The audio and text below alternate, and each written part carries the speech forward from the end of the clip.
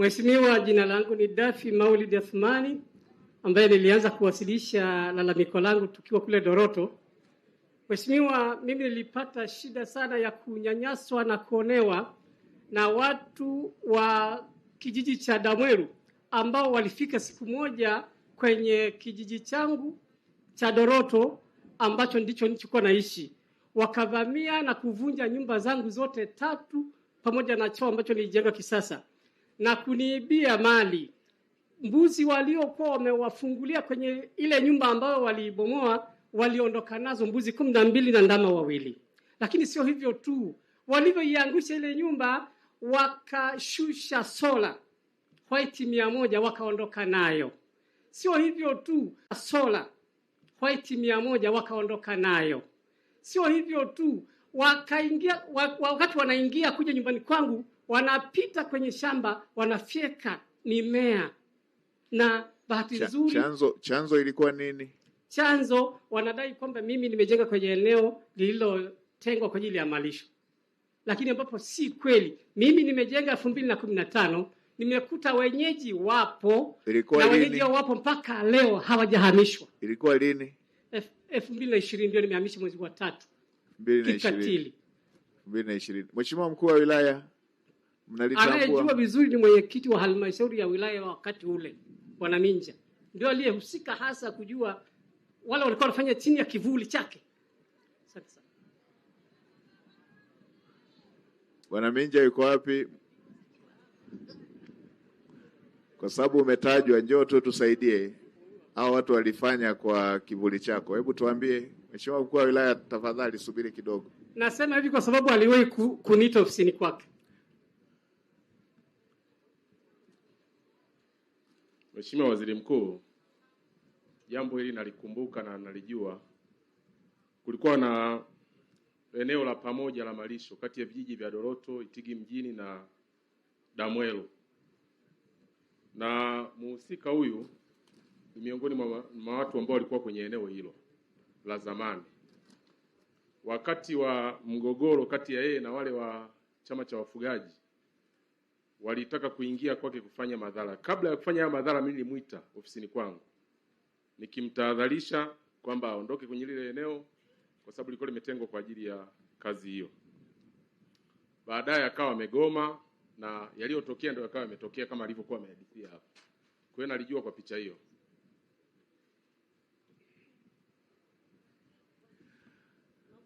Sasa wala mimi nimeielewa hoja.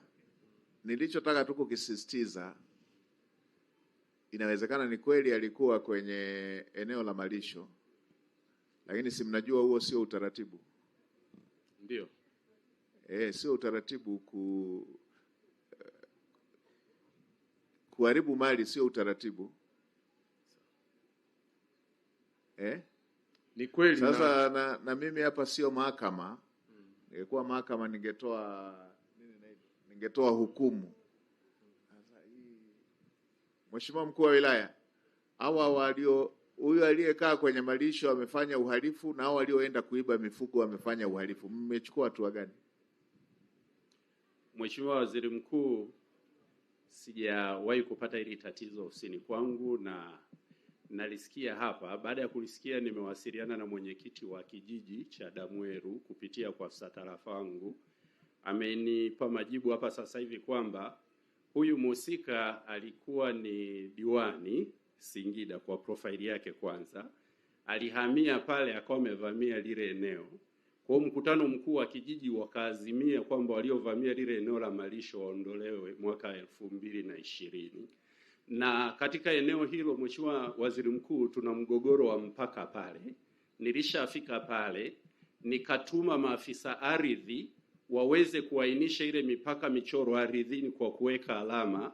Alafu baada ya hapo tunaenda kukutana. Tumeshaanza kufanya vikao na serikali ya kijiji cha Doroto na tulikuwa tumepanga kufanya mikutano mikuu ya vijiji actually ni wiki hii. Sema kwa sababu ya hii shughuli tumesogeza mbele na wanajua kuna mgogoro wa muda mrefu. Hata osi ya Mheshimiwa Mkuu wa Mkoa alishafika pale akatoa maelekezo. Tunaenda kukazia yale maelekezo, wakati huo alikuwa Mheshimiwa Serukamba. Kwa ni eneo ambalo limekuwa na mgogoro wa muda kati ya wakulima na wafugaji, na ambalo ninalifanyia kazi mimi mwenyewe ofisini kwangu. Kwa nipo tayari kwa maelekezo yako Mheshimiwa Waziri Mkuu. Kwanza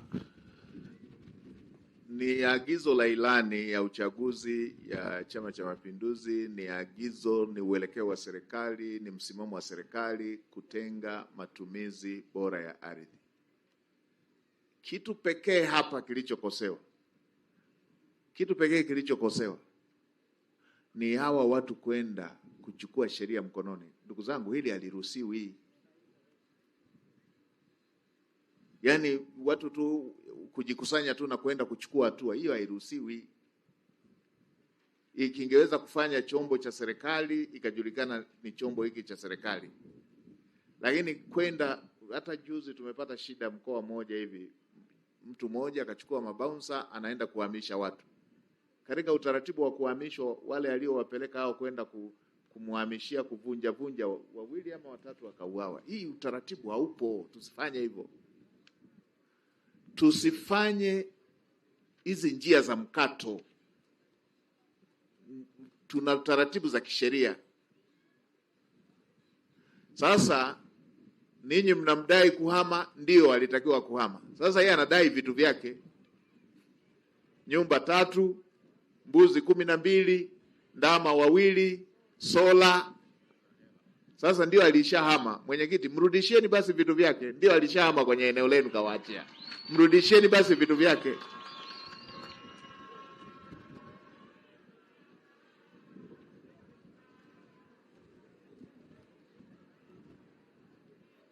Kwa sababu mmechukua sheria mkononi, na mimi nachukia watu kuchukua sheria mkononi kabisa, kwa sababu tukiendekeza watu kuchukua sheria mkononi hatuna taifa. Ilitokea siku moja nikiwa waziri wa mambo ya ndani, nikakuta mtu kalima shamba lake, alafu wafugaji wakaenda wanasimamia kama wanalisha mabua. Alipopiga kelele wakamchoma mkuki, ukaingilia mdomoni ukatokea kisogoni huko. Nilimwelekeza RPC, nikamwambia kamata wote, uache akina mama wajawazito tu. Kamata wote wengine, kama magereza yatajaa peleka na mikoa jirani. Ndio, hatuwezi tukaendekeza hizi reja za watu kuchukua sheria mkononi. Tukiendekeza hizi za reja hizi, waulizeni mataifa waliowahi kupitia matatizo. Jambo baya, sio la kuliruhusu hilo. Sasa wao wamechukua sheria hii, na yeye angeenda akakodi jeshi kule. Angeenda mahali tu naye akakodi jeshi lake. Kitu gani kingetokea? Amefanya uungwana kwa kuheshimu sheria, kwamba ndio inawezekana kama ambavyo mkuu wa wilaya anasema ni mzozo, inawezekana alikuwa hajulikani mwenye haki ni yupi. Kwa hiyo anaamini ana haki na wale wengine wanaamini wana haki. Sasa utaratibu wa kumtoa sio huo. Na nitoe rai kwa ndugu zangu wote wa wilaya ya Itigi na Watanzania wote, tusichukue sheria mkononi, tutumie taratibu zetu za kisheria. Tusifanye njia za mkato. Huyu tungeweza kumpeleka mahakamani, mahakama ikaamuru aondoke. Ndio, angeweza kupewa siku au mwezi ama miezi aondoke. Ndio taratibu tuliojiwekea. Lakini sio wa kukusanyana na kwenda kuchoma hiki, fanya hiki.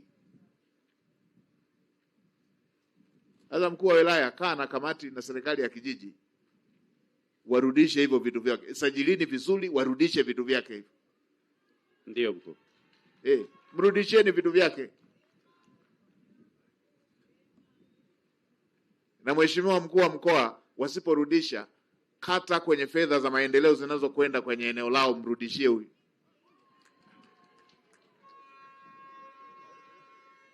Lazima vitendo vya uchukuaji wa sheria mkononi tuvikemee bila aibu. Vinginevyo tunaleta mapigano ya wenyewe kwa wenyewe. Ndio, hii hairuhusiwi. Mmenielewa ndugu zangu? Na mambo yanayotishia utaifa wetu, umoja wetu, hayapaswi kusemwa kwa haya. Lazima tuyakemee. Nilisema hata kule nilikopita Manyara, Kilindi, si wapi, nikawaambia akitokea mtu mmoja mfugaji amefanya jambo la kijinga, tusiite ni jambo la wafugaji, ni la huyo mmoja, tumchukulie hatua, kwa sababu anataka kutuharibia. Wewe unaona kabisa ni mazao pale mwenzako kalima, wenda mbegu zile kakopeshwa, wenda ni mtaji wake wa kila kitu, wewe unaenda unaswaga mifugo yako, unachungia, unasimamia ile shamba la mtu kwa makusudi. Nikasema hii haipaswi kuwa adhabu wala halipaswi kuwa kosa la wafugaji, ni la huyo mmoja aliyefanya kosa. Lazima tuchukue hatua dhidi yake ili tulinde utaifa wetu na umoja wetu. Hivyo hivyo akatokea mkulima mmoja, alitokea mmoja wapi kule Morogoro, eti mifugo imekula majani, akaamua kwenda kukata miguu yote. Hatuwezi tukaenda utaratibu wa aina hii. 150 wamekatakata miguu yote. Naambia no, sio utaratibu. Kusema wakamatwe na warejeshe, pamoja na kwamba walikosea, wakamatwe na warejeshe. Kwa sababu tukiruhusu utaratibu wa watu kuchukua sheria mkononi, tutaleta mapigano ya wenyewe kwa wenyewe, jambo ambalo ni baya, halipaswi kuruhusiwa. Mmenipata ndugu zangu? Sasa yakija mambo yanayogusa utaifa wetu, hii nchi nzuri tumepewa na Mungu. Mimi yakija mambo ambayo yanatishia umoja wetu, ndugu wetu, sipendi kabisa kuyaongelea kwa lugha ya staha. Nataka watu waelewe kwa ukali wake ule ule, na wala tusicheze nayo, na kila moja akemee vitendo vya aina hiyo. Msiruhusu vitendo vya aina hiyo. Haya mambo haya wala sio mapya.